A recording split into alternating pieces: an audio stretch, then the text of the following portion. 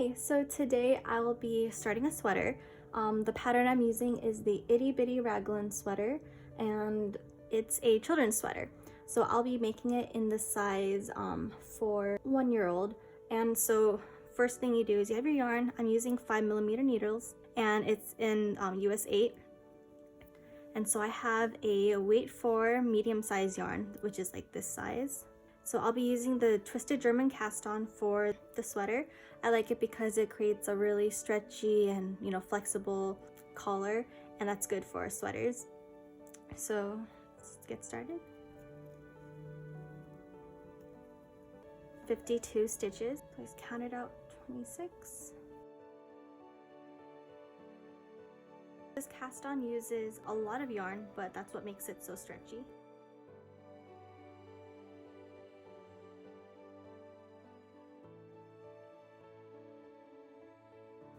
So every 10 stitches I do put a stitch marker, just because it's easier to keep track of the stitches and I don't have to constantly recount if I lose track.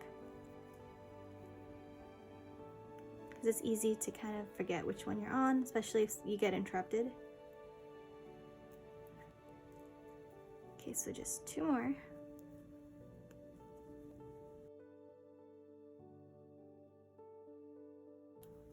Now it looks like this. You just join in the round. Working in the round just means that the stitches are connected, so you form a loop.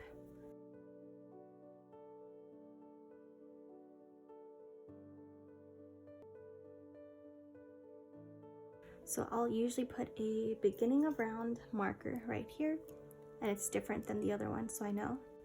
Okay, so the pattern calls for knit 1, purl 1, which is called ribbing.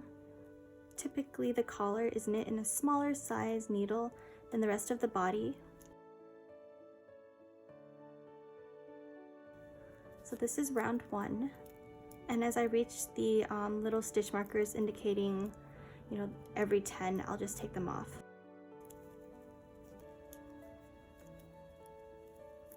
Okay, as I finish up the first row, I'll just slip the stitch marker to the next needle. So I'll repeat the knit 1, purl 1 sequence 6 times, and the collar will be finished. Okay, so I am approaching the 6th row. I will then proceed to the raglan shaping part of the pattern. So you create the raglan and then you separate for the sleeves. So I have a project in various stages of completion. So this project is a newborn sweater, and this was the collar over here, and the raglan is over here. It's just shaping the part of the sweater, in which case over here then, because you knit it like this, back and forth, then you separate the sleeves. So you just put the sleeves on yarn that you're not going to need, and so you set it aside. Then you proceed to the bottom of the sweater, which is the body. And then after that you just bind off, and then you come back up here and then you work on it. Okay, so this is the same pattern, and so you can see the definition of the raglan shaping a lot more clearly here.